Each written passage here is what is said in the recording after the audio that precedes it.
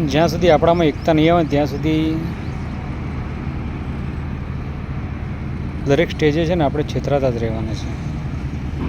આપણું કોઈ સાંભળવાનું જ નથી. જેની જોડે પાવર છે ને એનો ઉપયોગ કરીને એ લોકો આગળ જતા રહેશે અને આપણે એમનામ રહીશું.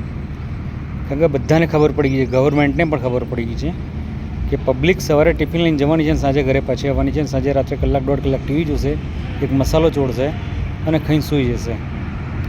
એટલે આપણું આમાં કંઈ ચાલે એવું નથી. એક જ વસ્તુ છે, આપણે હવે એકતાની જરૂર છે. એક થશો તો જ મેળ પડશે, તો જ આપણે આગળ જઈ શકશું, બાકી નહીં જવાય. બાકી આ બધા દરેક ક્ષેત્રે દરેક કંપની આપણને છેતરવા માટે તૈયાર છે. દરેક વસ્તુના ભાવ ડબલ કરી દીધા છે આ લોકોએ. હજુ હું કહું છું જાગશો તો જ મજા આવશે. સીએનજીનો ભાવ 54-55 રૂપિયા તો અત્યારે 80 રૂપિયા ભાવ પહોંચાડી દીધો. કેમ? આપણે ના જાગ્યા એટલે. જાગવાની જરૂર છે. બહુ સમય થઈ ગયો. મને ખબર છે કે મારા વિડીયોથી કોઈ બધા માણસોને એટલો તો ફરક નથી પડવાનો, પણ ધીરે ધીરે આનો ફરક પડશે.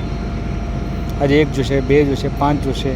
મારા જેવા ઘણા એવા માણસો છે કે જેને આ જે પ્રજા છે કે જે આ પબ્લિક છે એને સુધારવાના પ્રયત્નો કરવા છે, પણ કોઈને એને સાથ સપોર્ટ મળતો નથી. એટલે હું એવું માનું છું કે મહેરબાની કરીને સપોર્ટ કરો બધાએ અને એક થાવ, જેથી કરીને બધા ઘૂંટણી આપણા પડે. જય હિન્દ.